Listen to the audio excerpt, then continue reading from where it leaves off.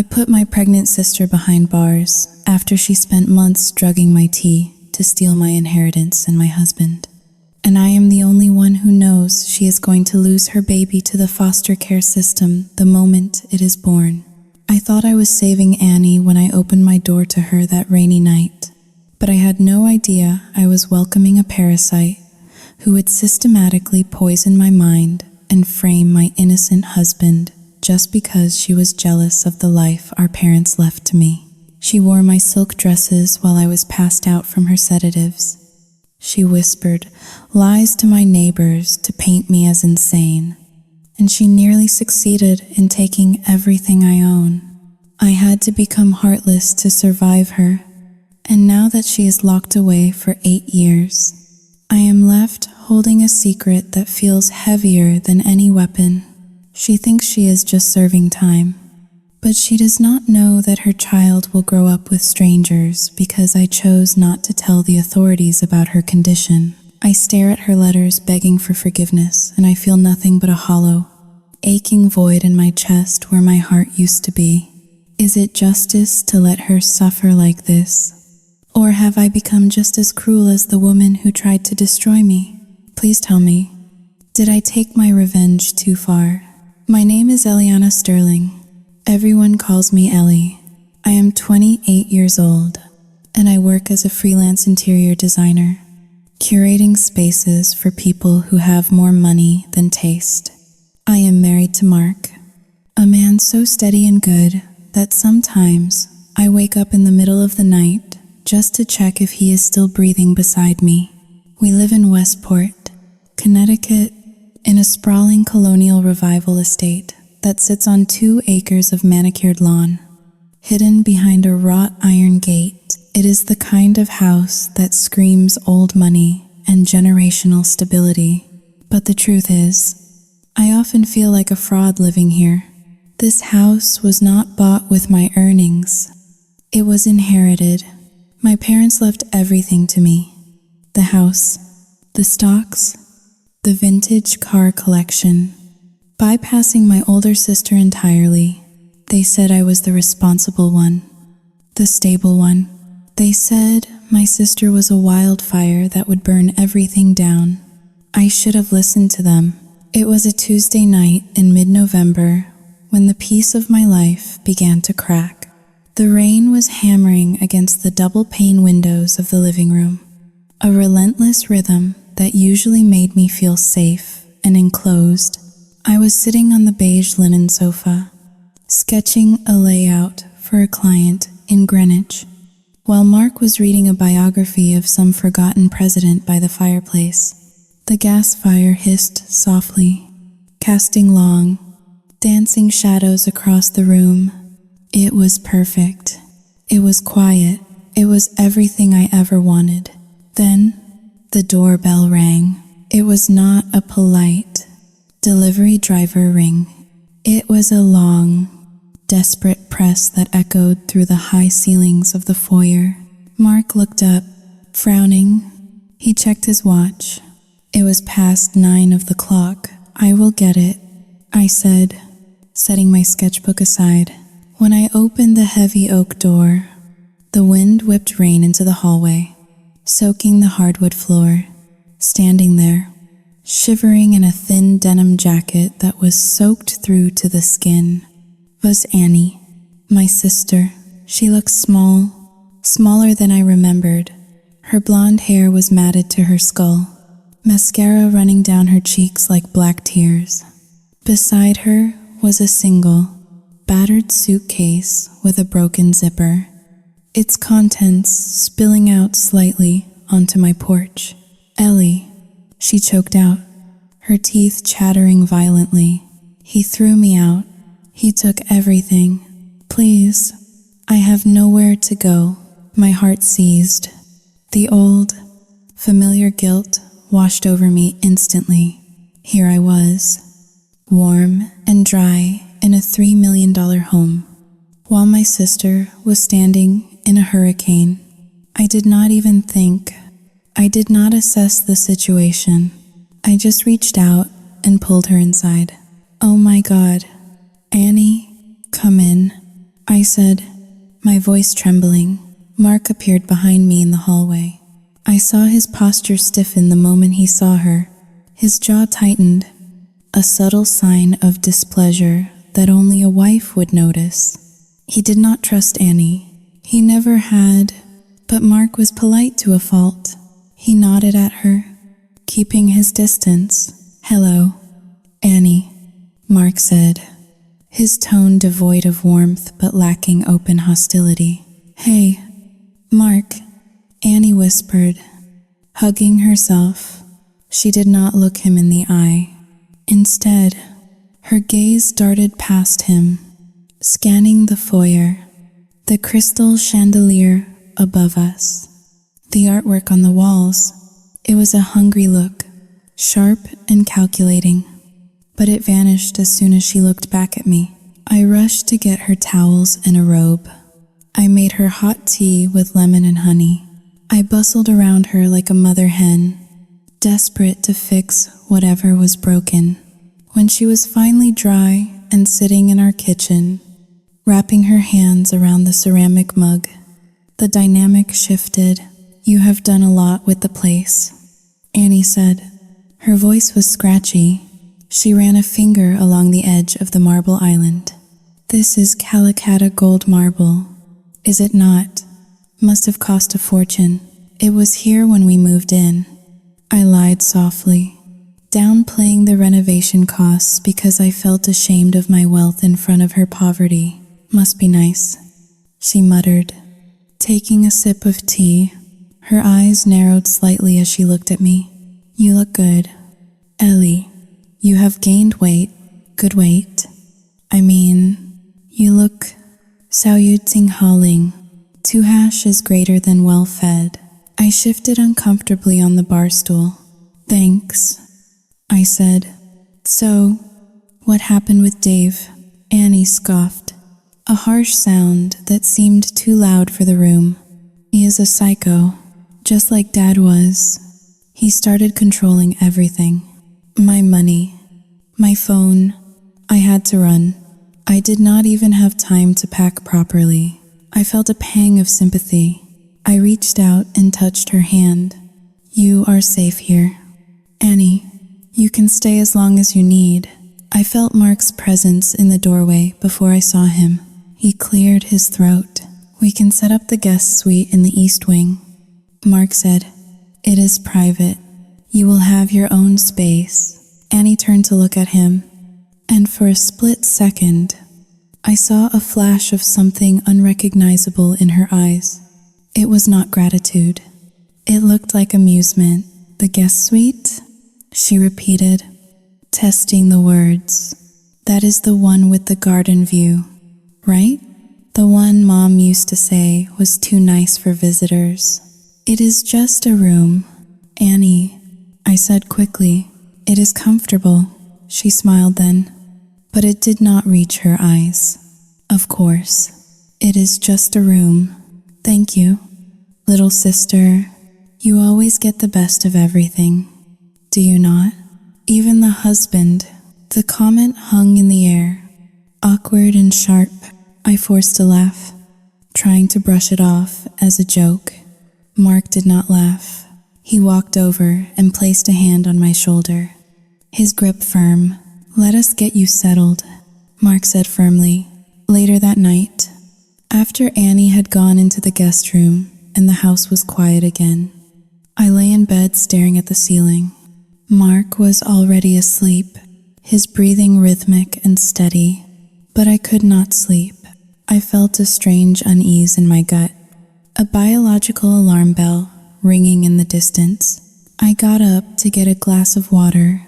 As I walked silently down the hallway, the floorboards cold beneath my bare feet, I noticed the door to the guest room was slightly ajar.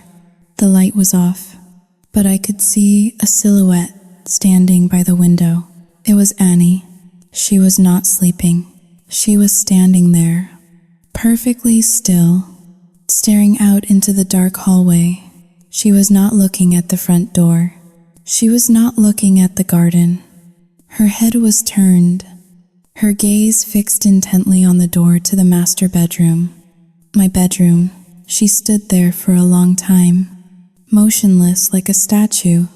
I held my breath, hiding in the shadows of the landing. Finally, she stepped back and closed the door with a soft, deliberate click. I shivered, pulling my silk robe tighter around me. It was just trauma, I told myself. She was just scared and disoriented. She was my sister. She was family. But as I walked back to my bed, I realized I had locked our bedroom door from the inside. It was something I had never done in 5 years of marriage, and that small, silent click of the lock felt like the first admission that the safety of my home had been breached. 2 weeks had passed since Annie arrived, and the atmosphere in our home had shifted. It was subtle at first, like a change in air pressure before a storm.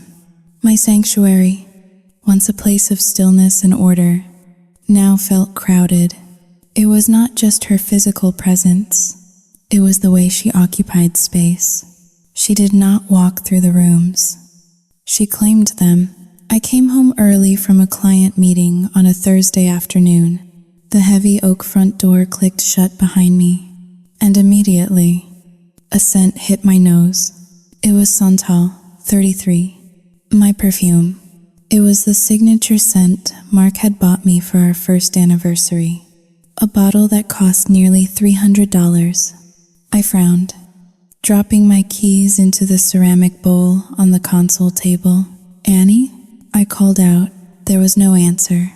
I walked into the living room, and my breath hitched in my throat.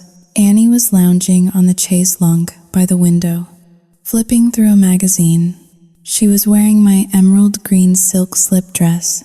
It was a delicate, intimate piece of clothing that I only wore for Mark on special occasions. The silk clung to her body, and for a sickening moment, I realized she looked good in it, perhaps even better than I did. She looked natural, as if the dress, and the room, and the view of the manicured garden belonged to her. She looked up, unbothered. "Oh, Haley, you are home early." I stood frozen, clutching my handbag. "Annie, that is my dress. And are you wearing my perfume?"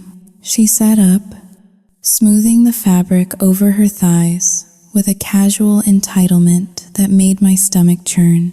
She did not look apologetic. She looked annoyed that I had noticed. "I spilled coffee on my shirt," she said, shrugging. It was the only clean thing I could find in the laundry room. "I did not think you would mind. You have so many clothes. Ellie, you probably have not worn this in years." "I have, actually," I said, my voice tight. "It is Sobbing Uncontrollably. Dos numeral es mayor que personal. God, relax." She laughed, standing up. "It is just a dress. You always were so possessive. Mom used to say you never learned how to share." That stung. The mention of our mother was a calculated strike. Annie knew exactly where my buttons were, and she pressed them with surgical precision.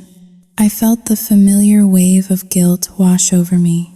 She was right, I told myself. I had a closet full of designer clothes. She had one suitcase of rags. Was I really going to be the selfish sister who begrudged her a piece of fabric? "I am sorry," I muttered, hating myself for apologizing. "Just Sobbing Uncontrollably. 2# is greater than please ask next time." Later that evening, the tension in the house was palpable. Mark was in the kitchen, chopping vegetables for dinner with a little more force than necessary. The knife hit the cutting board with sharp, rhythmic thuds. Annie was sitting at the island, watching him. She was still wearing my dress, though she had thrown a cardigan over it. I sat at the dining table, going over some invoices, but I could not focus. My head felt heavy. Lately, I had been feeling a strange, persistent fog. Here, drink this. Annie placed a steaming mug in front of me. It smelled earthy and pungent. What is it? I asked, rubbing my temples.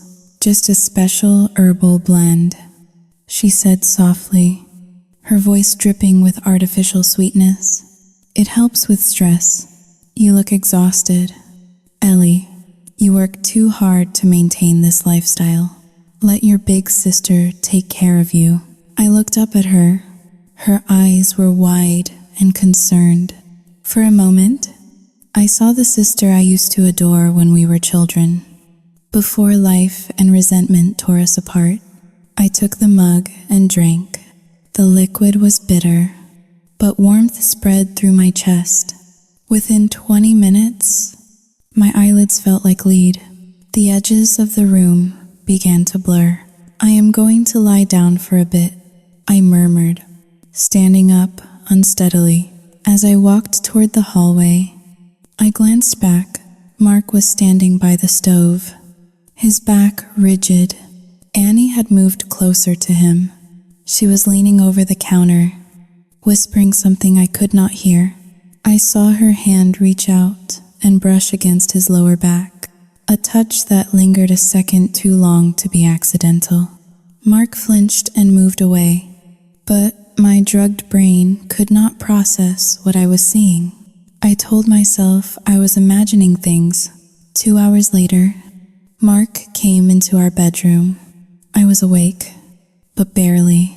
I was lying in the dark, floating in that strange gray space between sleep and consciousness. Mark closed the door and locked it. That sound again, the click of the lock. He did not turn on the lights. He walked to the side of the bed and sat down heavily. Ellie, we need to talk, he said. His voice was low, vibrating with suppressed anger. I mumbled, rolling over to face him. She has to go, Mark said. I forced my eyes open, trying to focus on his silhouette. What? Who? Annie, he said. I want her out. Tonight, or tomorrow morning at the latest. Why?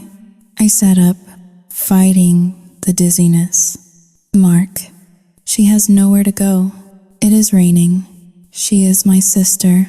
She touched me. Ellie, the words hung in the dark room. My heart skipped a beat, but then the denial kicked in. The defense mechanism that had protected me from painful truths my whole life reared its head. What do you mean? Touched you? I asked, my voice defensive. Like Saouding Haling, 2# is greater than bumped into you? No, Mark said sharply. Not bumped. She came up behind me while I was cooking. She pressed herself against me. She ran her hand down my arm and asked if I was happy. She asked if you were enough for me. I stared at him. A cold knot formed in my stomach, but instead of getting angry at Annie, I felt a surge of irritation toward Mark. It felt easier to blame him than to accept that my sister was a predator. You are exaggerating, I said, my voice sounding slurry. She is just lonely. Mark, she is traumatized from her divorce. She probably just wanted comfort. You are a man.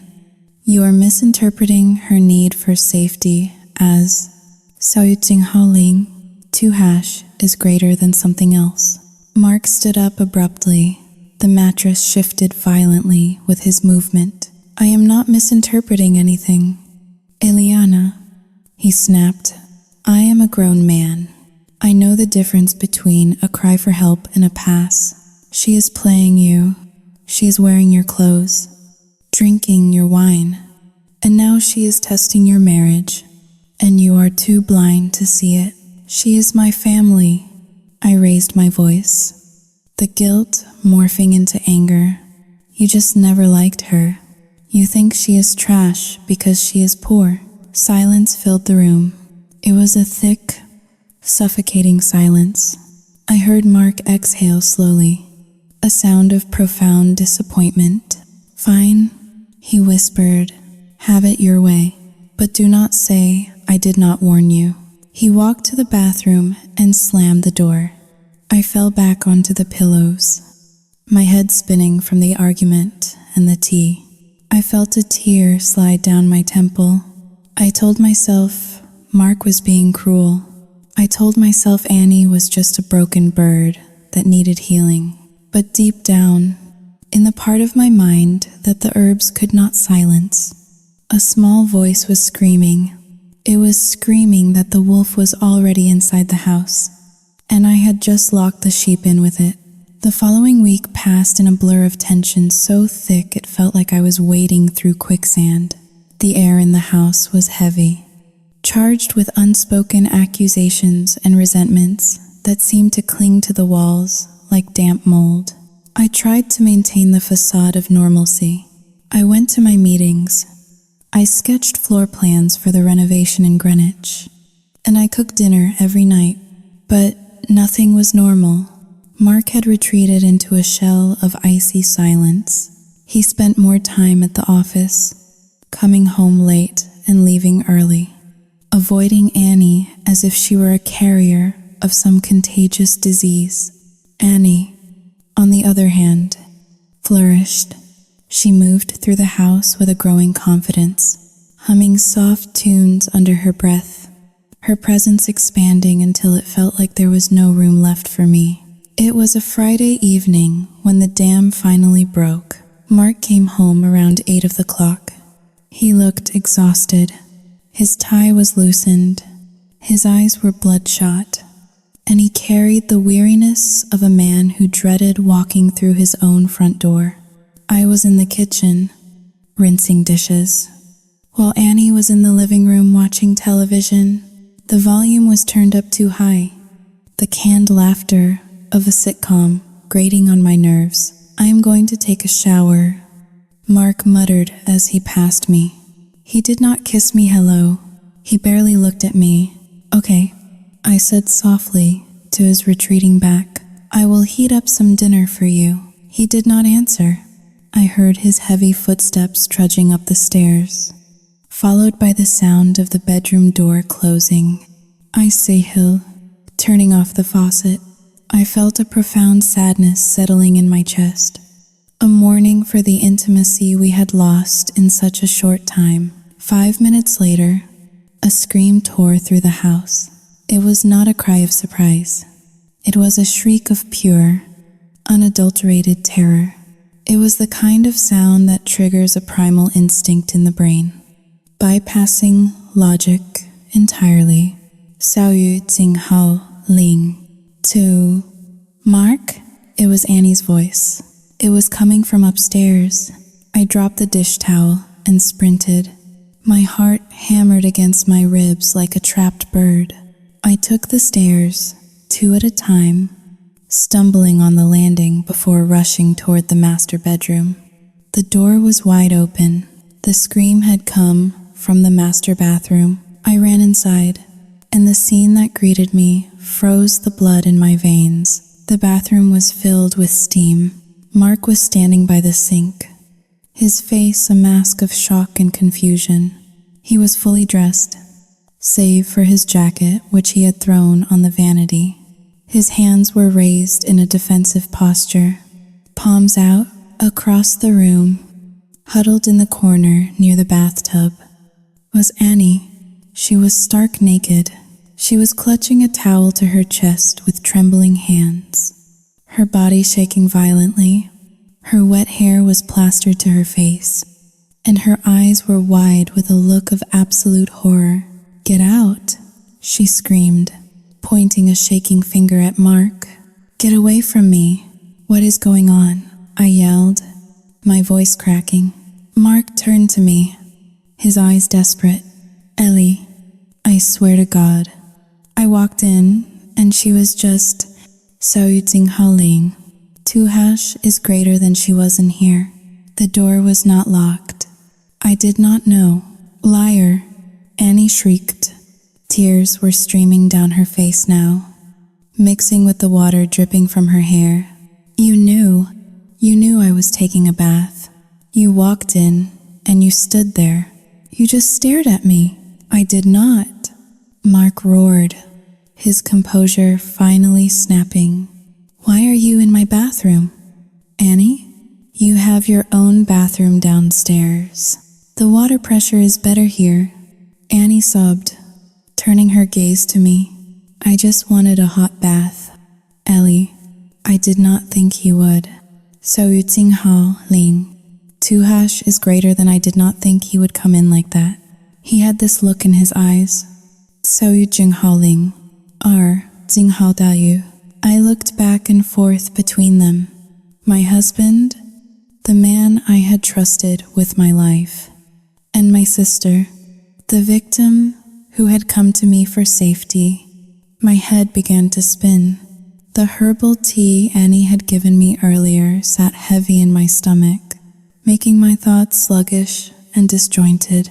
Mark, get out, I whispered.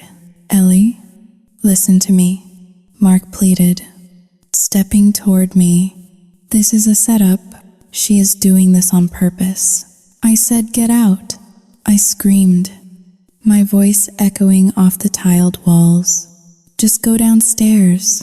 Mark looked at me with a mixture of betrayal and disbelief. He shook his head slowly, jaw clenched, and stormed out of the bathroom, slamming the bedroom door behind him so hard the pictures on the walls rattled. The silence that followed was broken only by Annie's jagged breathing. I grabbed a bathrobe from the hook, my bathrobe, and wrapped it around her shoulders. She collapsed into my arms, sobbing uncontrollably. It is okay, I soothed, stroking her wet hair. I am here. You are safe. I helped her up and led her to the bed. She sat on the edge, clutching the robe tightly, looking small and broken. I sat beside her, my mind racing. I wanted to believe Mark. I desperately wanted to believe that this was all a misunderstanding, a terrible accident. Mark was a good man. He was a gentleman. But then, Annie looked up at me with tear-filled eyes. He has been doing it all week. Ellie, she whispered. My heart stopped. What? So yu ting hao ling. Tuhash is greater than he finds me when you are not around. She stammered, her voice trembling. When you are asleep, when you are working in your office, he corners me. He makes comments. No, I shook my head, denial rising in my throat like bile. Mark would not. He loves me, does he? Annie asked. Her voice suddenly dropped, becoming serious and intense. Look at this, Ellie. She loosened the robe and pulled it down over her left shoulder. So yu ting hao ling. Dos numero is mayor que, I gasped. There, on her upper arm, were 3 distinct bruises. They were dark, purple, and ugly, the shape of fingertips, the marks of a hand grabbing someone too hard. He grabbed me yesterday in the laundry room. Annie cried, tracing the bruises with her finger. He told me that if I said anything to you, he would kick me out. He said nobody would believe a homeless charity case over a successful businessman. He said you were too stupid to ever doubt him. I stared at the bruises. They were real. They were physical, undeniable proof etched into her skin. My world tilted on its axis. The image of Mark, my gentle, loving Mark, began to warp and distort. Could I really know him? Could a monster hide behind a smile that perfect? Inner monologue. I felt a sickness spread through my gut. A cold, creeping realization that I was the fool everyone warned me about. I was the rich girl living in a bubble, oblivious to the darkness right under my nose. Mark called me stupid? Is that what he really thought of me? That I was just a naive child playing house with daddy's money? It made sense. It made terrible, painful sense. Why would Annie lie? What did she have to gain by destroying her own sanctuary? She was my sister. She shared my blood. Mark was just a man. I am so sorry. Annie, I whispered, tears welling in my own eyes now. I did not know. I am so sorry. Annie leaned her head on my shoulder, burying her face in my neck. It is not your fault, she murmured, her voice muffled against my skin. Men are all the same. Ellie, they take what they want. Dad was like that. Dave was like that. And now Mark, you and I, Sao Tsing Haoling. 2# is greater than we only have each other. We are the only ones who can protect each other.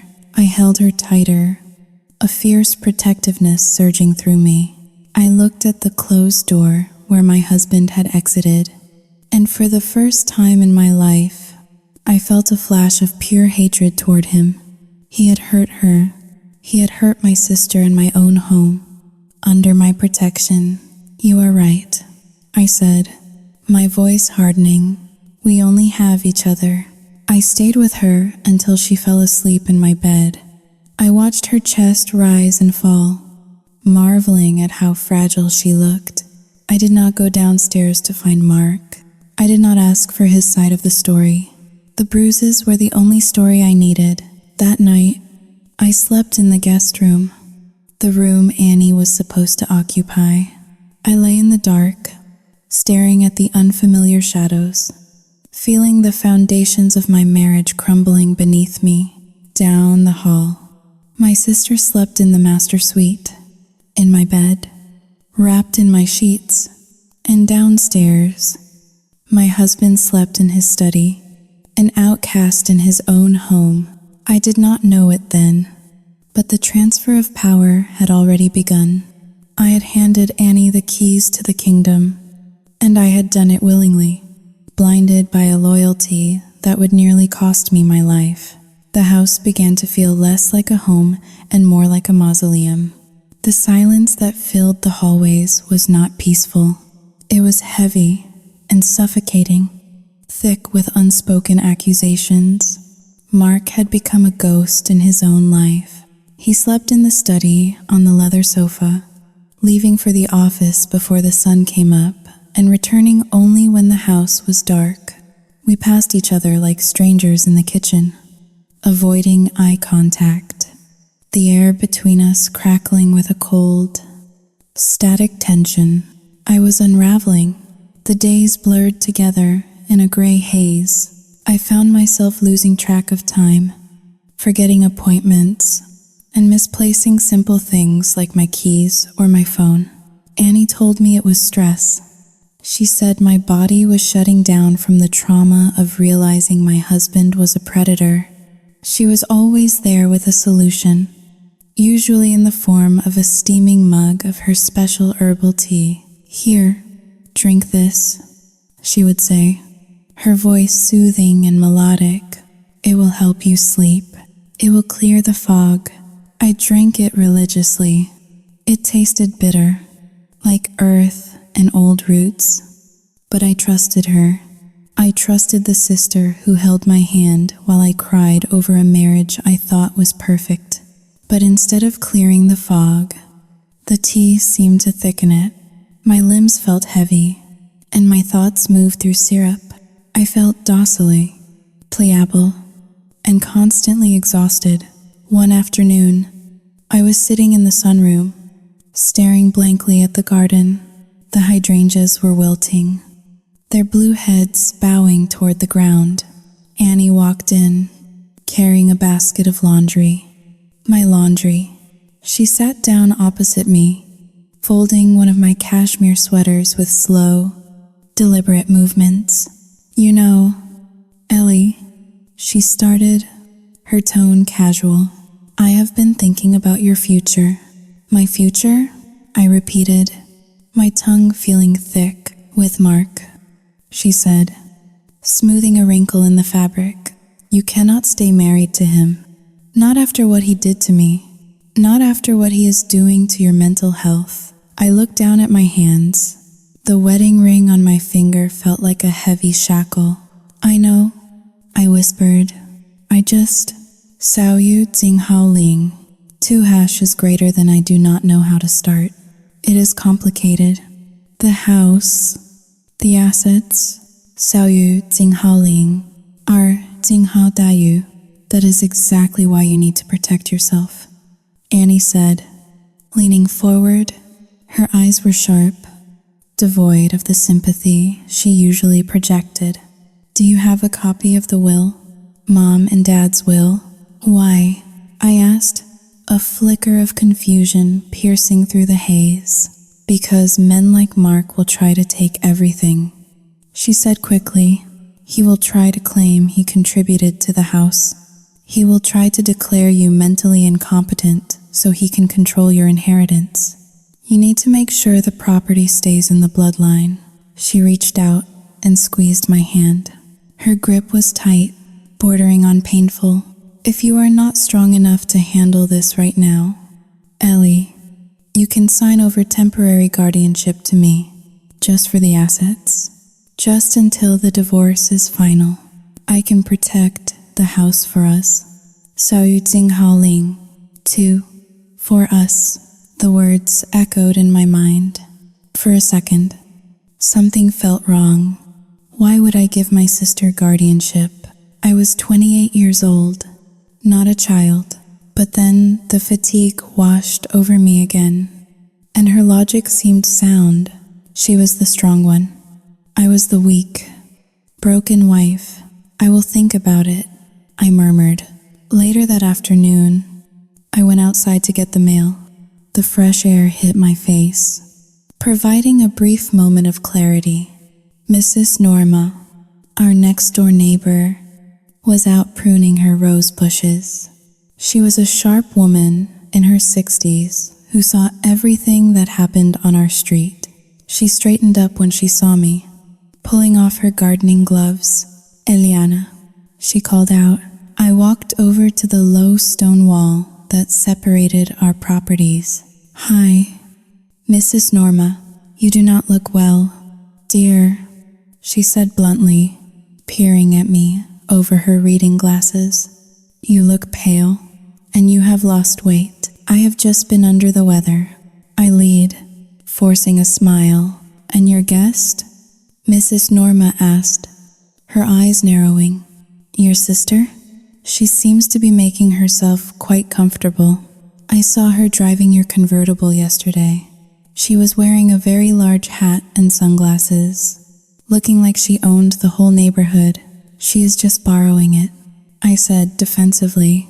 She is going through a hard time. Mrs. Norma hummed, a sound of distinct disapproval. You know, Ilyana, people grieve in different ways. But usually, when a woman is running from a violent ex-husband, she does not parade around town looking like she just won the lottery. Just be careful. Vultures often look like songbirds until they start peeking at the carcasses. I stiffened. Annie is not a vulture. She is family. Mrs. Norma just looked at me with pity. Sometimes, family is the most dangerous kind of stranger. Honey, I turned and walked back to the house, my heart pounding. I was angry at Mrs. Norma. How dare she judge us? She did not know what Annie had been through. She did not see the bruises, but as I walked through the front door, the doubt lingered.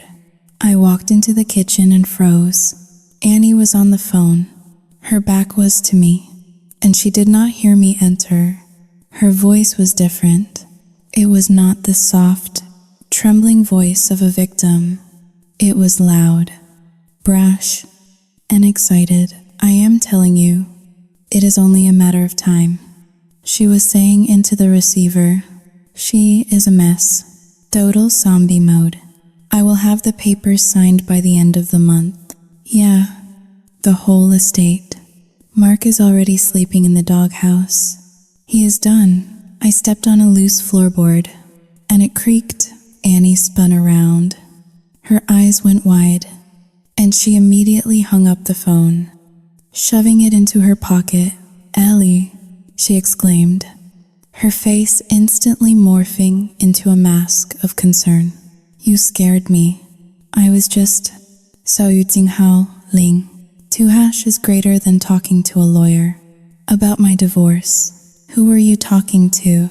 I asked, my voice trembling. "You sounded Hao Ling. 2# is greater than happy. I was just putting on a brave face," she said, walking toward me. She reached out to touch my arm, but I flinched. Annie stopped, her expression hardening for a fraction of a second before softening again. "You need your tea. Ellie, you are shaking. You are paranoid again. Come on, let me make you a fresh cup." I looked at her, and then I looked at the kettle on the stove. Part of me wanted to scream. Part of me wanted to run.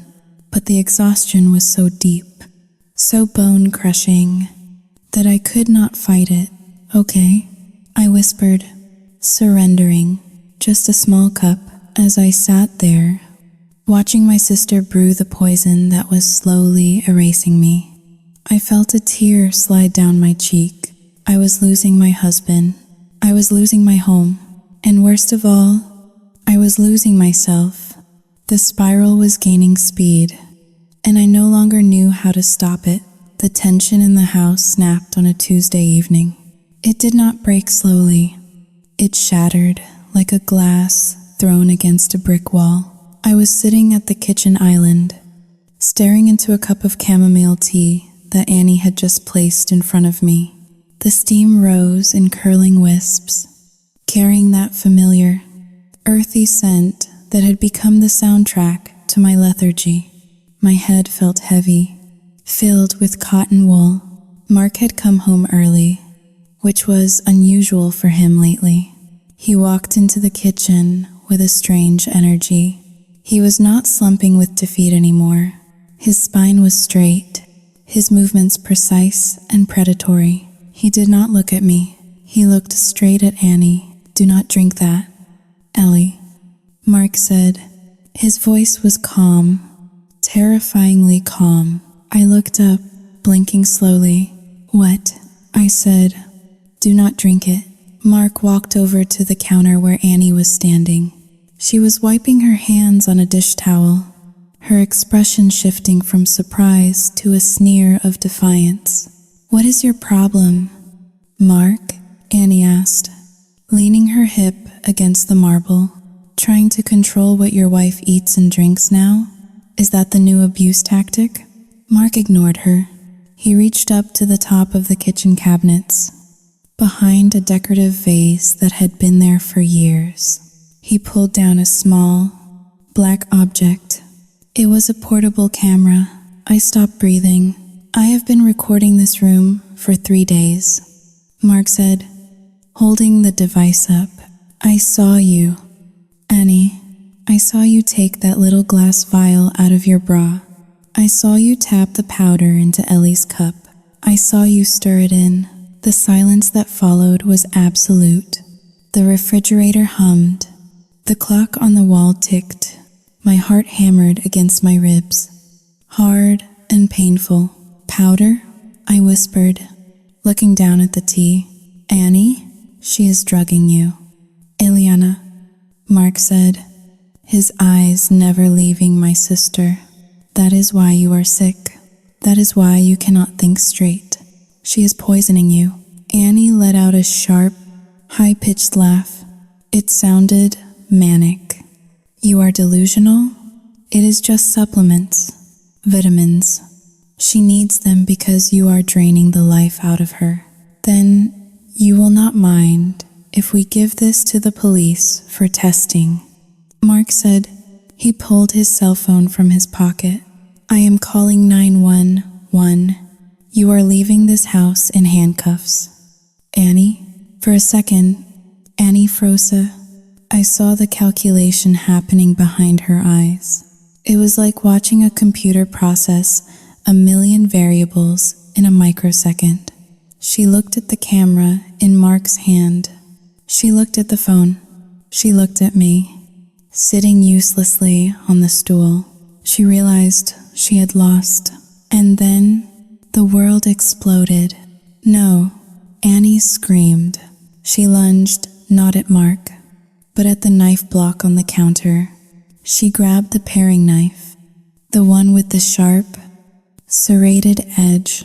Before I could even process what was happening, she drew the blade across her own forearm. Blood sprayed onto the white marble countertop. It was bright crimson, shocking and violent against the pristine stone. "Oh my God," I shrieked, sliding off the stool. "Annie," she did not stop. She turned and swept her arm across the counter, sending the ceramic fruit bowl crashing to the floor. Oranges and apples rolled everywhere. Shards of pottery skittered across the hardwood. "He is killing me," she screamed at the top of her lungs.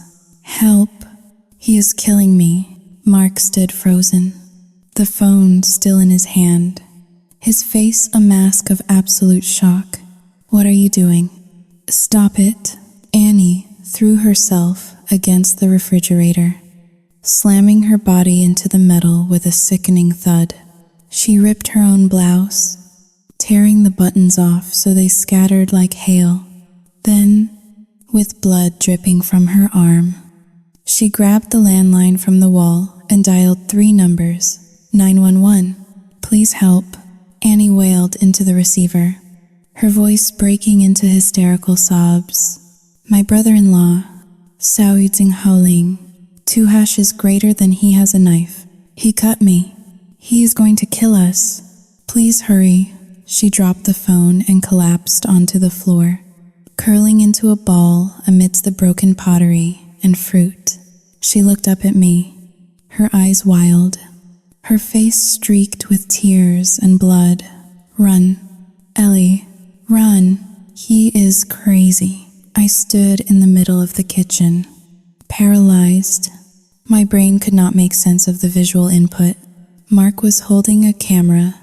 Annie was bleeding. The room was destroyed. The logic circuits in my mind, dampened by weeks of sedatives, misfired completely. "Annie, stop." "Sao Yijing Haoling, 2 hash is greater than," I whispered. Swaying on my feet, Mark finally moved. He took a step toward her, reaching out a hand. "Annie, put pressure on that wound. You are bleeding out." "Sao Yijing Haoling, Jing Hao Dayu, stay away from her," I screamed. I did not know why I said it. It was instinct. I saw my sister bleeding on the floor, and I saw my husband standing over her. The context of the powder and the camera vanished, replaced by the visceral horror of blood. Sirens wailed in the distance, growing louder with every second. They were coming. Mark looked at me, betrayal etched into every line of his face. "Ellie, look at me. She did this herself. You saw it." Sao Yijing Haoling, 2 hash is greater than I do not know. "Sao Yijing Haoling." 2 I stammered, holding my head. The front door burst open. Blue and red lights flashed through the hallway, bouncing off the walls like a strobe light in a nightmare. Police officers stormed in, guns drawn, shouting commands. "Drop the weapon. Drop it now." Mark looked at his hands. He was holding his phone and the small camera. He put them on the island slowly, raising his hands in the air. "She cut herself," Mark said, his voice steady but desperate. "I have it on video. Get on the ground." The officer roared. They tackled him.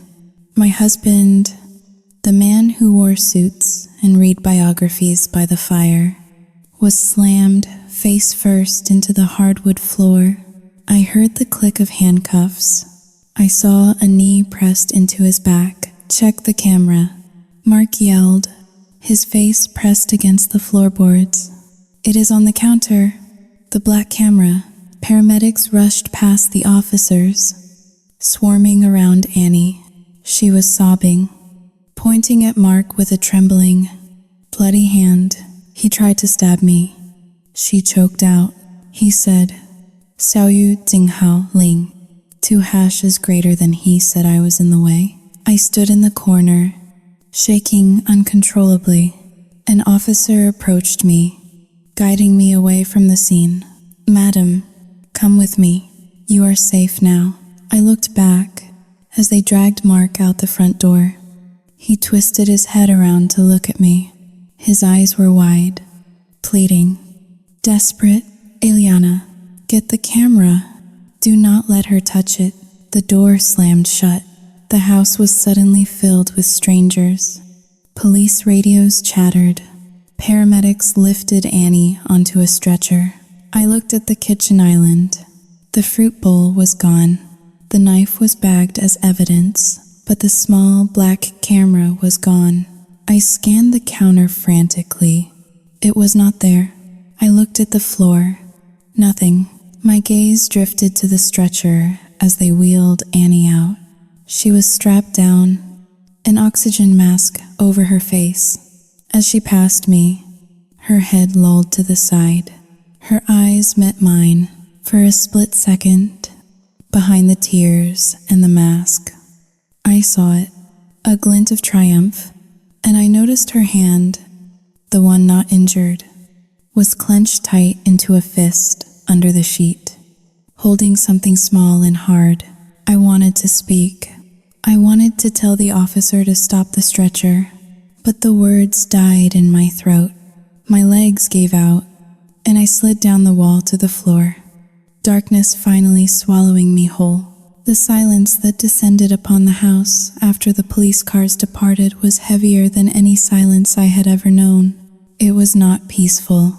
It was the suffocating, ringing silence of a battlefield after the cannons have stopped firing. The flashing blue and red lights that had danced across my living room walls were gone, replaced by the cold, indifferent moonlight streaming through the windows. I sat on the kitchen floor for what felt like hours. The orange juice from the smashed fruit bowl had dried into a sticky mess on the hardwood, mixing with the dark, copper-colored smear of my sister's blood. The police had taken Mark. They had handcuffed him. My Mark, who carefully moved spiders outside rather than killing them, and dragged him out like a common criminal. I could still hear his voice echoing in the empty hall, pleading with me to find the camera. But there was no camera. I had searched. I had crawled on my hands and knees, ignoring the glass shards that bit into my skin, looking under the island, behind the refrigerator, inside the trash can.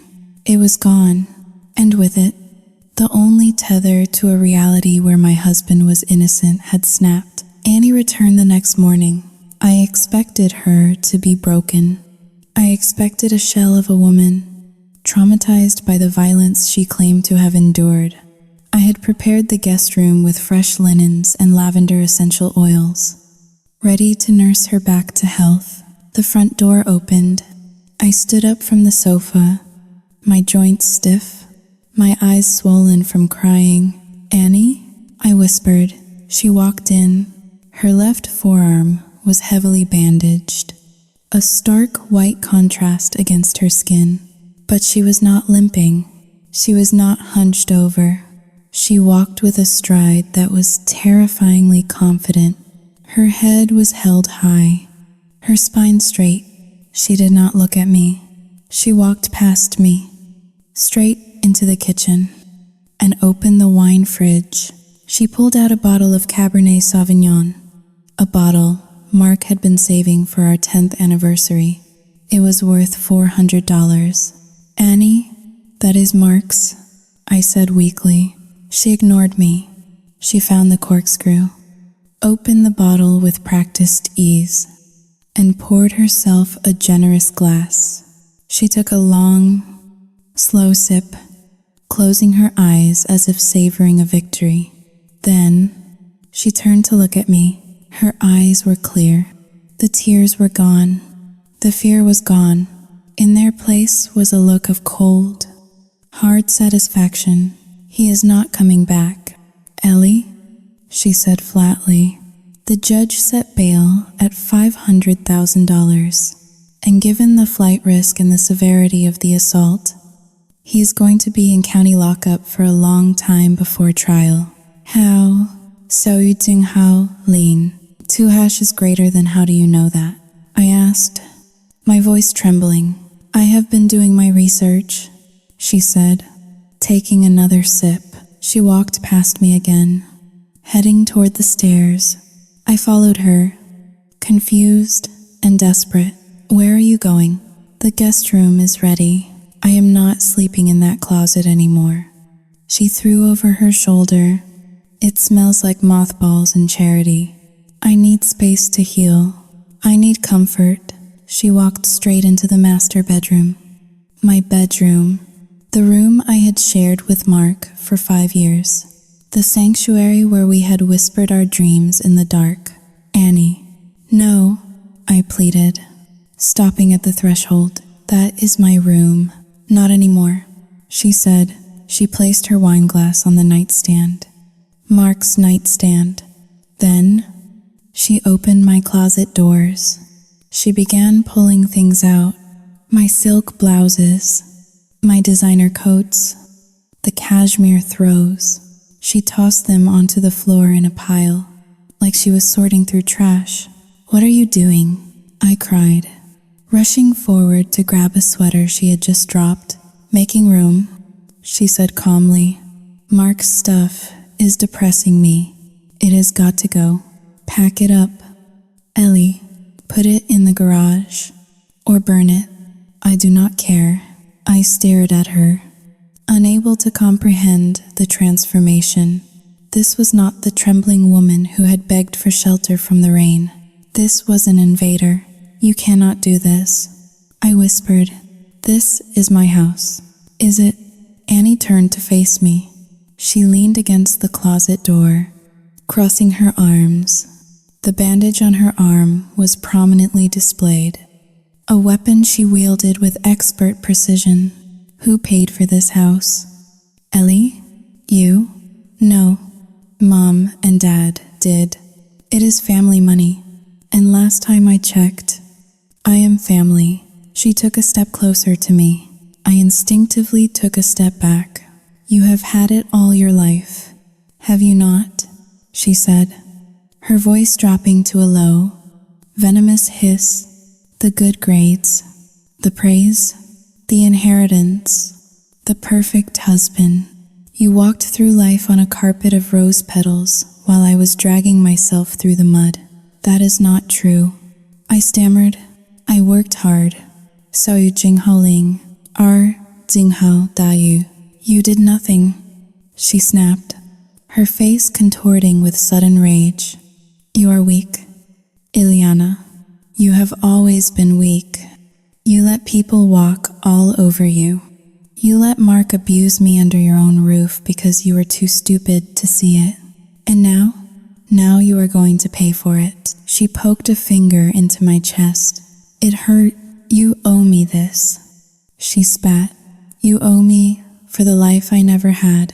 You owe me for the years I spent suffering while you played princess in this ivory tower. Mark is gone because he was an obstacle. He saw through me, to sure. But you are blind, and that is why you do not deserve any of this. I felt the breath leave my lungs. The brutality of her words hit me harder than any physical blow. It was a complete dismantling of my reality. She was not denying the manipulation. She was justifying it. She was telling me that my suffering was the price of her admission. Now, she said, her voice returning to that eerie calm, get his clothes out of here. I want to take a nap, and I do not want to smell his cheap cologne. I did as I was told. I do not know why. Maybe it was the shock.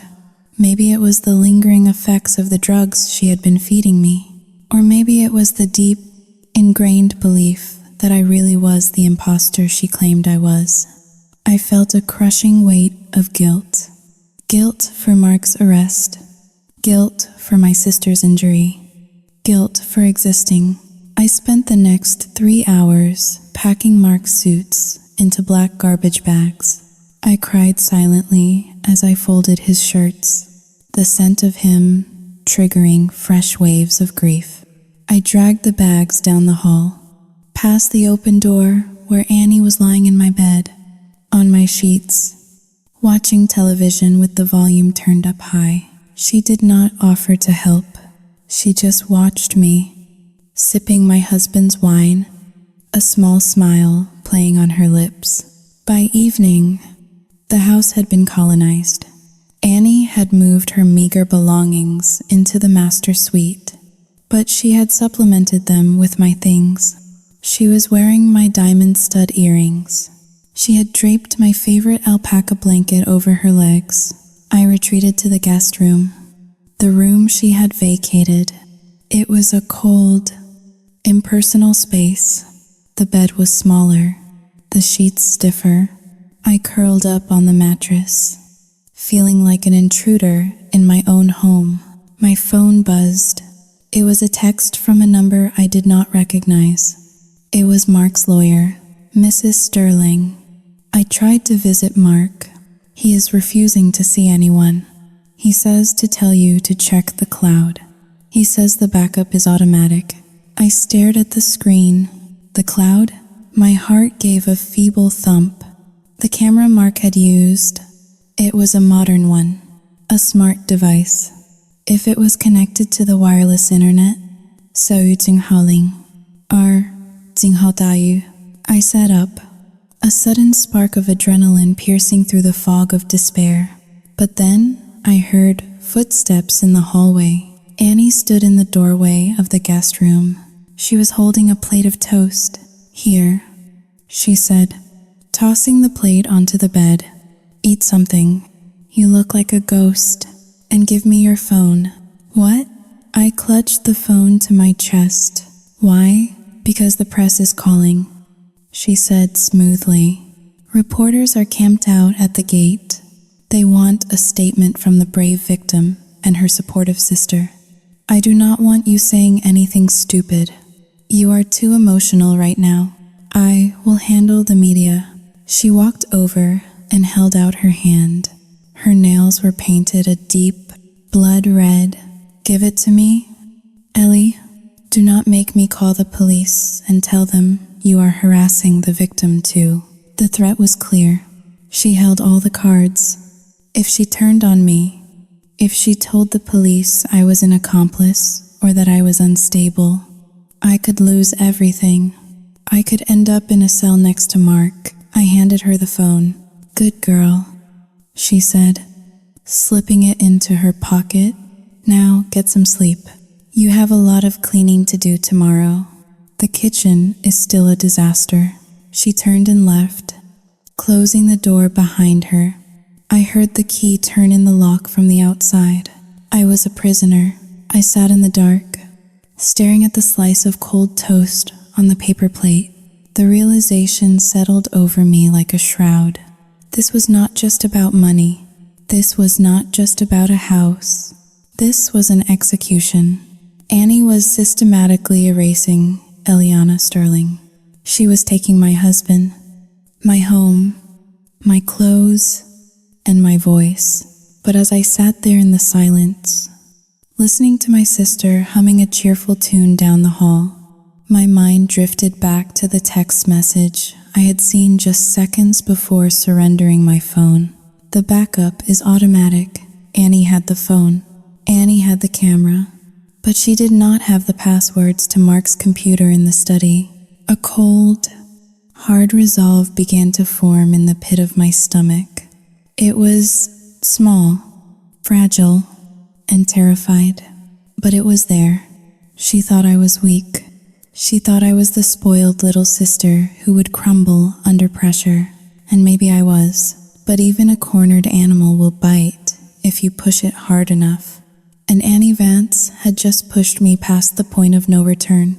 For the next 3 days, I became a ghost in my own life. I learned quickly that resistance was futile. Any sign of defiance, A sharp word, a refusal to cook, a locked door, was met with Annie's weaponized victimhood. She would threaten to call the police and tell them I was harassing her. She would threaten to call the press and tell them I was an accomplice to my husband's violence. So, I stopped resisting. I went limp. I became exactly what Annie wanted me to be, a broken, submissive servant who was too medicated and too terrified to fight back. I cooked her meals. I cleaned the master bathroom while she sat in the tub, ordering me to scrub the grout harder. I washed the clothes she stole from my closet. I even brewed her tea, though I noticed she never drank the herbal blend she forced on me. I stopped drinking it, too. I would pretend to sip it, then pour it down the sink when she was not looking.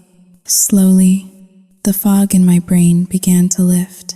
The edges of my vision sharpened. The lethargy that had weighed down my limbs began to dissipate, replaced by a cold, vibrating energy that sat in the pit of my stomach.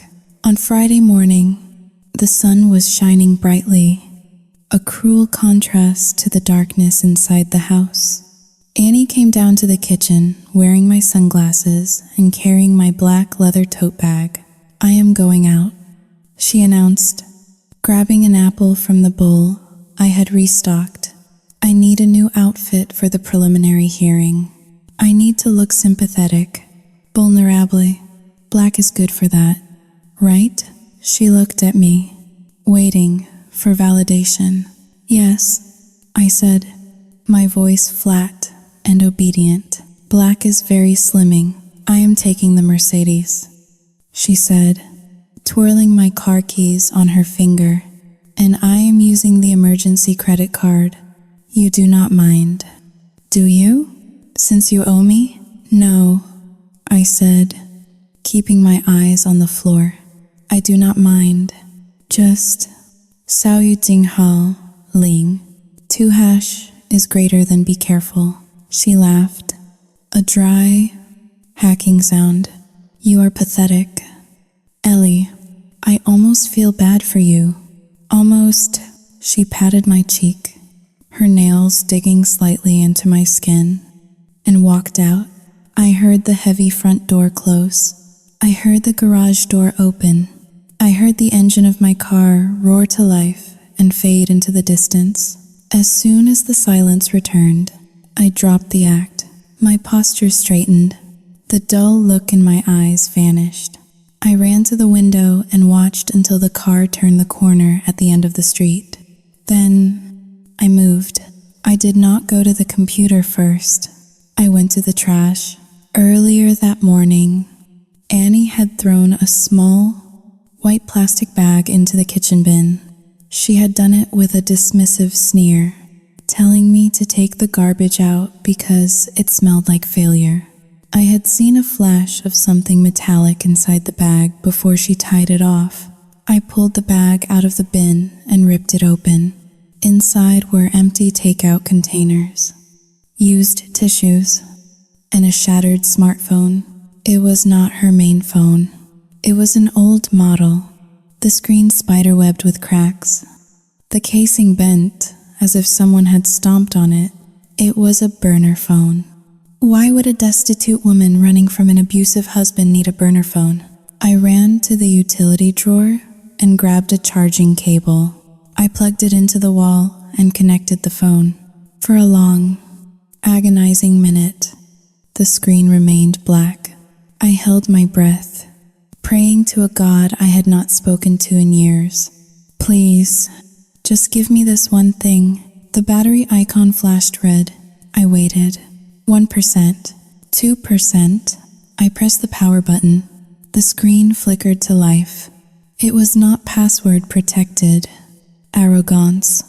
I realized Annie was so sure of her victory, so sure of my incompetence, that she had not even bothered to wipe the device before destroying it. She thought smashing the screen was enough. She did not know that data lived on the motherboard, not the glass. I opened the messages. There was only one conversation thread. The contact name was saved as Dave. Dave, her abusive ex-husband. The man she claimed was hunting her down. My hands shook as I scrolled through the texts. The timestamps went back months. August 15th. Annie. She is dumber than we thought. She actually invited me to stay. Dave. Good. How is the house? Annie. Massive.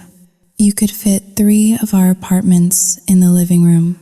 And the jewelry, Haling, 2 hash, is greater than Dave. We are going to be rich. September 2nd. Annie. The husband is a problem. He is suspicious. He watches me. Dave. Get rid of him. You know the drill. Make him the bad guy. Annie. Working on it. I need to soften her up first. The herbs are working wonders. She is practically a zombie.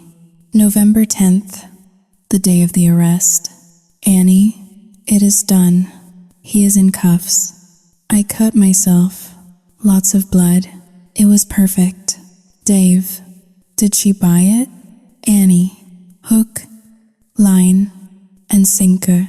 She was screaming at him to stay away from me. It was hilarious. I will have the power of attorney by Christmas. Then we sell the house and vanish. Dave, I love you. Baby, you are a genius. See you in the Bahamas. I dropped the phone on the counter. The plastic clattered loudly in the empty kitchen. A sound escaped my throat. A low, guttural noise that was half sob, half growl. It was the sound of a heart breaking and hardening at the same time. It was all Ali. Every tear, every bruise, every story about her suffering. It was a script written by 2 predators who saw me not as a sister, but as a prey animal to be harvested. Dave was not an abuser.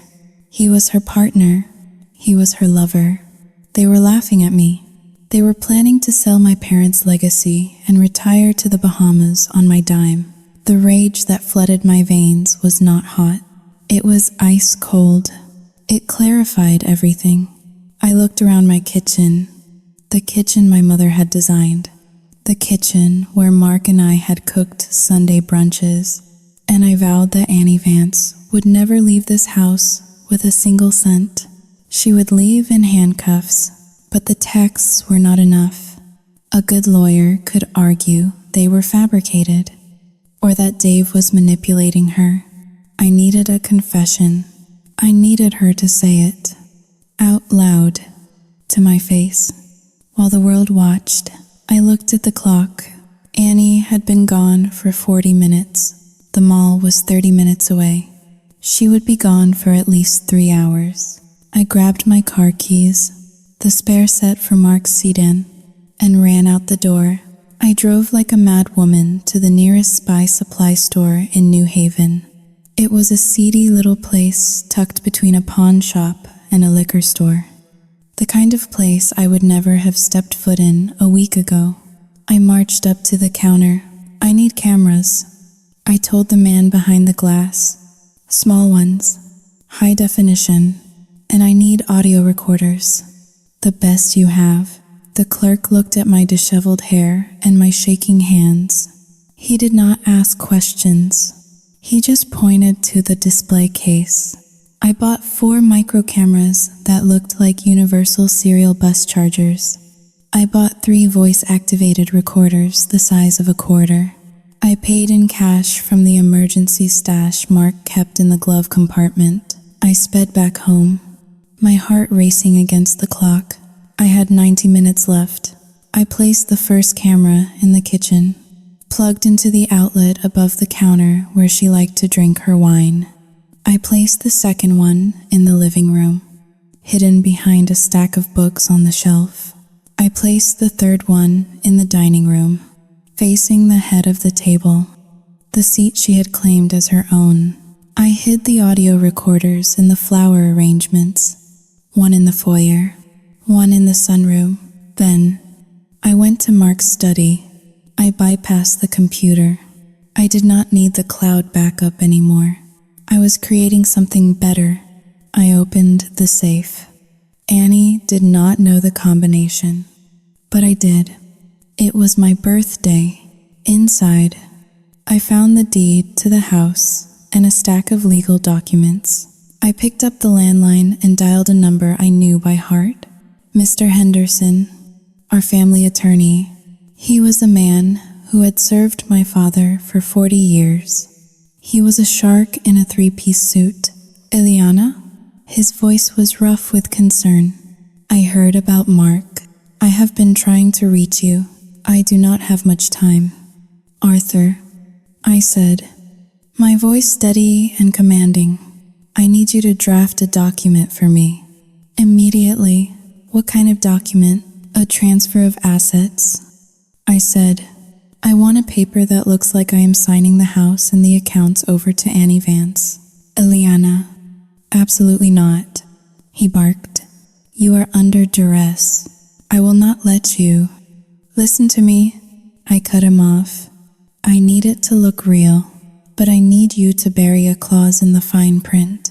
A clause that states the recipient accepts full criminal liability for perjury, fraud, and conspiracy if the transfer is signed. And I need a second document, a confession of guilt. Confession of guilt? Arthur paused. Ileana, what are you planning? I am planning to end this. I said, just draft it. Email it to me. I will print it here. And Arthur, Saoid Hao Ling, Ketu. Yes, be ready. I am going to need the police on speed dial tonight. Saoid Hao Ling. 2. I hung up. I spent the next hour cleaning. I wiped down the counters. I vacuumed the rugs. I set the dining room table with the fine china, the Wedgwood set my grandmother had brought over from England. I polished the silver until it gleamed. I created a stage for a celebration. When the garage door opened an hour later, I was standing in the kitchen, wearing an apron, chopping vegetables. Annie walked in, carrying bags from Chanel, Iguchi, and Saks Fifth Avenue. She looked flushed and happy. She dropped the bags on the floor and looked at me. What is all this? She asked, gesturing to the clean house and the smell of roasting chicken. I turned to her. I forced a smile onto my face. It was the hardest thing I had ever done. I had to channel every ounce of submission I had feigned over the last few days. I have been thinking, Annie, I said softly. You were right. She paused, kicking off her heels. Right about what? About everything. I said, I am weak. I cannot handle this. Mark, Saoud Hao Ling. 2 hash is greater than the press. Saoud Hao Ling. 2 hash is greater than the house. It is too much for me. I am drowning. Annie walked over to the island, her eyes narrowing slightly. And I want to make it right. I continued, my voice trembling just enough to be convincing. You are the strong one. You are the only one who can save this family's legacy.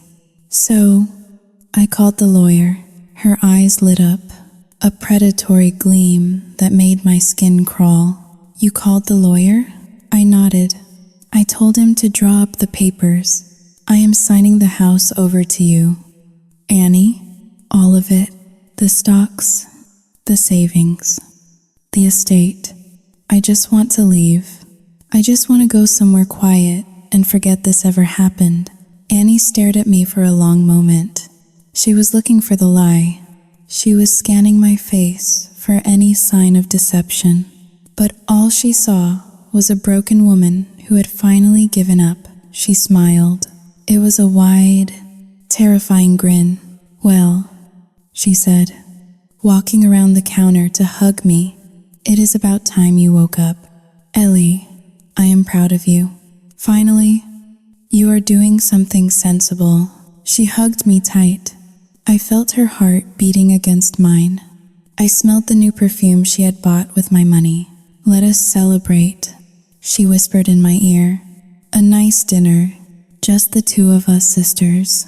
And then we sign. Yes, I said, staring over her shoulder at the tiny black dot on the outlet, the camera lens that was recording her every move. Just the two of us. I pulled away and looked her in the eye. Go get changed. Annie, put on something nice. Tonight is going to be a night to remember. She laughed and grabbed her shopping bags, practically skipping toward the stairs. I watched her go. Inner monologue. Run. Annie, run while you still can. Put on your stolen silk and your blood money diamonds. Because tonight, the imposter is dying. And the woman who wakes up tomorrow will be the one who burns you to the ground. I turned back to the cutting board. I picked up the knife, the same kind of knife she had used to frame my husband. I sliced through a red pepper with a single, clean stroke. The trap was set. The cheese was on the plate. Now, I just had to wait for the rat to take a bite. The dining room was bathed in the soft, flickering glow of candlelight. I had set the table with the precision of a surgeon preparing for an operation. The crystal wine glasses sparkled, the silver gleamed, and the roast chicken sat in the center like a sacrificial offering. Annie sat at the head of the table, wearing a black velvet dress she had bought that afternoon with my credit card. It dipped low in the front, revealing the diamond necklace that had belonged to my grandmother. She looked regal. She looked triumphant. She looked like a parasite that had finally consumed its host. I poured her another glass of wine. It was her fourth. Her cheeks were flushed, a deep, rosy pink, and her eyes were glassy, swimming with alcohol and adrenaline. To sisters, Annie slurred, raising her glass. And to fresh starts. To sisters, I echoed, touching my rim to hers. She took a long, greedy gulp, spilling a few drops of crimson liquid onto the expensive dress. She did not even notice. She was too busy admiring the room, her gaze sweeping over the paintings and the furniture as if she were already calculating their auction value. You know, Ellie, she said, leaning back in the chair, you really are making the right decision. Mark, Soyutsing Haling, 2# is greater than he was holding you back. He was so stiff, so boring. You need to be free. I nodded, cutting a small piece of chicken I had no intention of eating. I know, I just feel so guilty. About the police, about prison. Annie waved her hand dismissively. Do not be. He deserves it.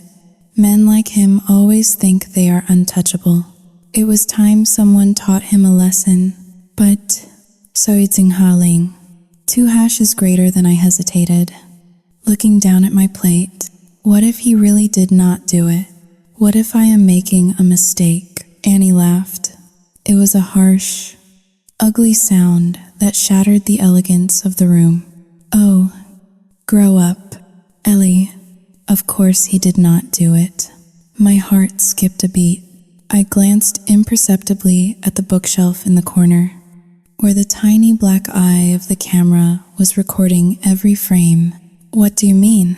I asked softly. Annie leaned forward, lowering her voice to a conspiratorial whisper, though in the empty house it sounded like a shout. Mark is a Boy Scout. He would not hurt a fly. That is why it was so easy. She giggled, taking another sip of wine. Easy? I pressed, feigning confusion. To break him, she said. The bruises, I did those myself with a vacuum cleaner hose and some purple eyeshadow. And the knife? God, that was my masterpiece. I nicked my arm, screamed like a banshee, and he just stood there. He froze. He looked like a deer in headlights. It was pathetic. I felt a wave of nausea, but I forced my face to remain blank.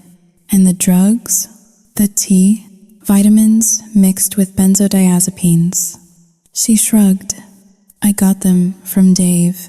He knows a guy, just enough to keep you compliant, just enough to make you doubt your own mind. It is called gaslighting. Sweetie, look it up. I gripped the edge of the table under the tablecloth until my knuckles turned white.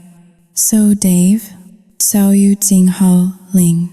2 hash is greater than he is in on this? In on it? Annie scoffed. It was his idea. We have been planning this since I got your Christmas card last year. You looked so happy in the photo. So perfect in your big house with your perfect husband. It made me sick. Dave said we should take it. He said you did not earn it. And he was right. She pointed a fork at me. A piece of chicken dangling from the tines. You were just born lucky. Ileana, that is your only talent. Being lucky? But luck runs out. Now, it is my turn. Dave and I are going to sell this place. Take the cash and live like kings in the Caribbean. And you can go find some small apartment and live a quiet, sad little life. It is what you are suited for. I stared at her. The hatred I felt was so pure, so absolute. It was almost clarifying. She was not just a bad sister.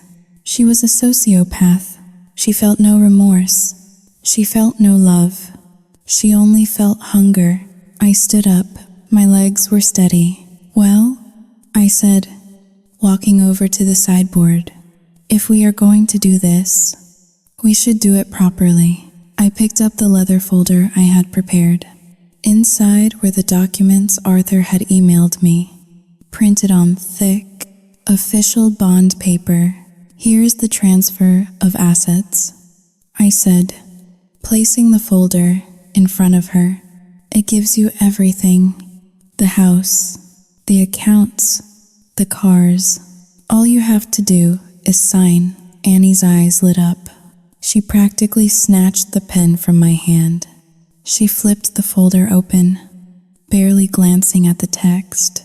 Where do I sign? She asked, her voice trembling with greed. Right there, at the bottom, I said, pointing to the line. And initiate every page. She scribbled her name.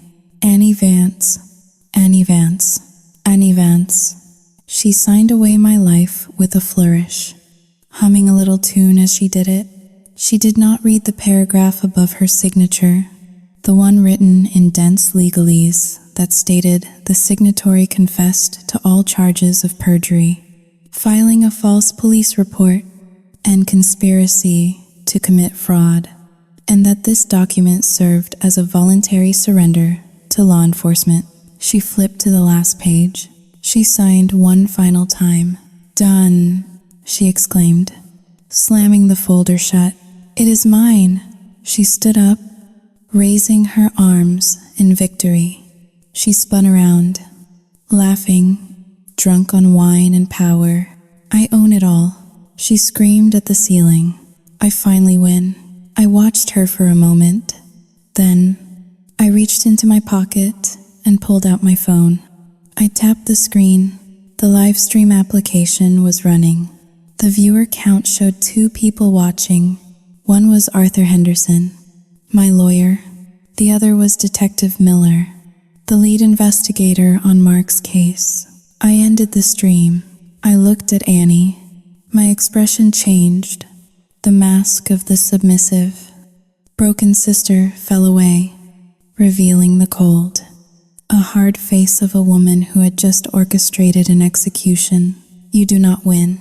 Annie, I said. She stopped spinning. She looked at me, confused by the change in my tone.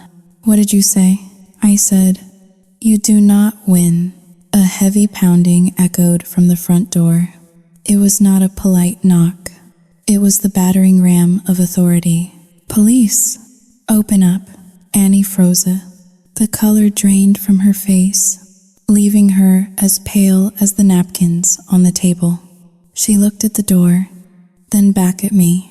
What is that? She whispered, "Who is that?" "That is the consequences of your actions," I said calmly. I walked over to the bookshelf and pulled the tiny camera out from behind the books. The red light was still blinking. I held it up so she could see it. "Smile?" "Annie," I said coldly, my voice devoid of emotion. "You are the star of the show."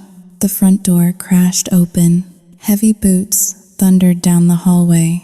Annie looked at the folder on the table. She looked at the camera in my hand. And finally, the realization hit her. Her mouth opened in a silent scream of horror as the illusion of her victory shattered into a million irreparable pieces. The dinner party ended not with a toast, but with the metallic click of handcuffs.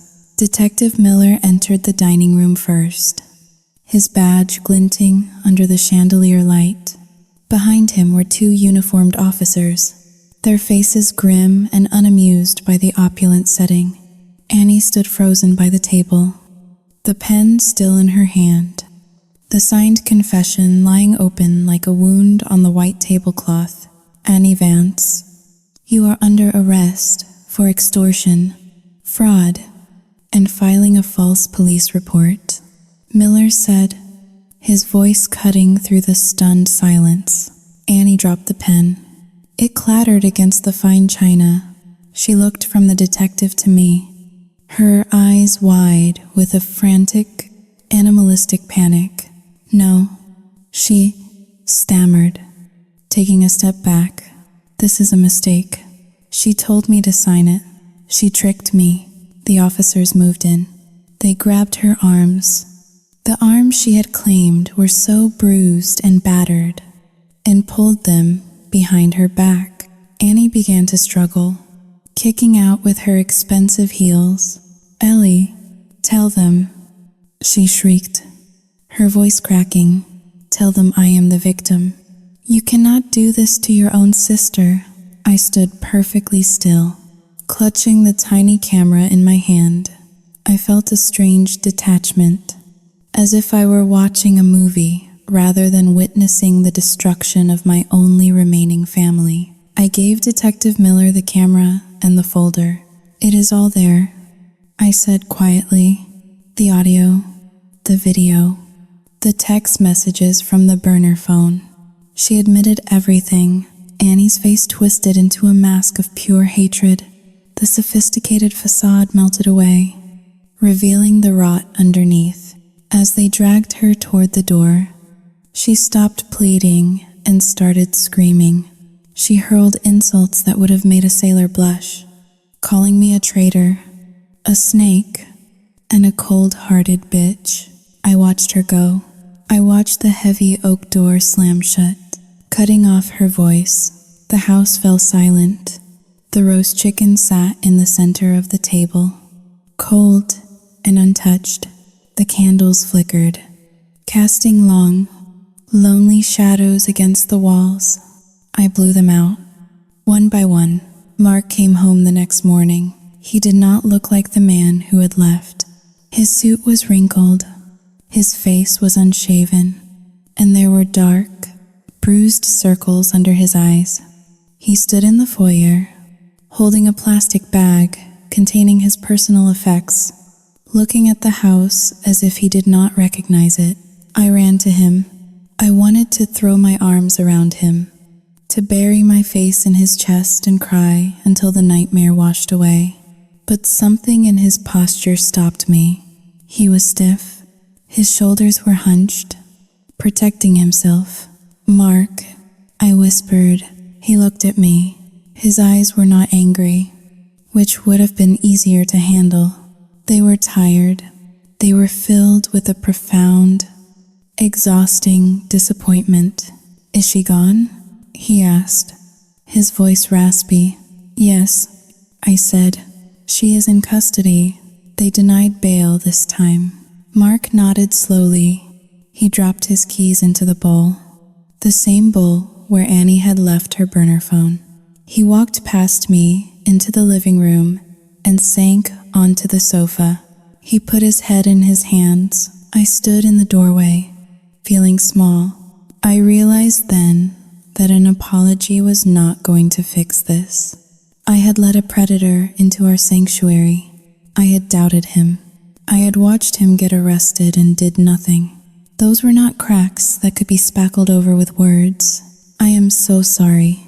Mark, I said, my voice trembling. I know. He said through his hands, I know you are. Ellie, but I need a minute. I just need to sit here and know that nobody is watching me. I retreated to the kitchen. I started cleaning up the remnants of the dinner party. I scraped the food into the trash. I washed the wine glasses. I scrubbed the table until my hands were raw. I needed the physical pain to distract me from the emotional hollow in my chest. That night, we slept in the same bed, but we lay on opposite edges of the mattress. A vast ocean of white sheets separating us. I stared at the ceiling, listening to the wind howl outside. The house was safe again. The monster was gone. But as I closed my eyes, I realized that the woman who had opened the door to Annie that rainy night was gone too. In her place was someone harder, colder, and infinitely more alone. 6 months later, I stood in the foyer of the colonial estate for the last time. The house was empty. The furniture was gone, sold at auction or donated to charity. The walls were bare, stripped of the art and photographs that had documented 3 generations of my family. My voice echoed slightly as I gave instructions to the movers. Be careful with that box, I said. It is fragile. Mark was waiting in the car. We were moving to a condo in Boston, 2 hours away. It was smaller, modern, and anonymous. It had no guest room. We were starting over, rebuilding our marriage brick by brick. It was hard work, and some days were better than others. But we were trying. We had survived the fire, and now we were sifting through the ashes. I checked the mailbox one last time. There was a single letter. It was stamped with the seal of the Connecticut Department of Correction. I did not open it. I did not need to. I knew what it said. Annie had been writing to me every week since her sentencing. She got 8 years. The judge had not been lenient, especially after hearing the audio of her laughing about self-mutilation. I walked to the trash can at the end of the driveway. I hovered the letter over the bin. I knew a secret that Annie did not know I knew. Back in the beginning, when I was cleaning up the guest room after her first week, I had found a crumpled receipt from a pharmacy in her trash. It was for prenatal vitamins. And later, when she was parading around in my clothes, I had noticed the slight, telltale swelling of her ankles and the way she avoided the soft cheeses on the charcuterie board. Annie was pregnant. The baby belonged to Dave. In her accomplice, I could have told the police. I could have told the social workers immediately, but I chose silence. I let her stand trial. I let her get sentenced.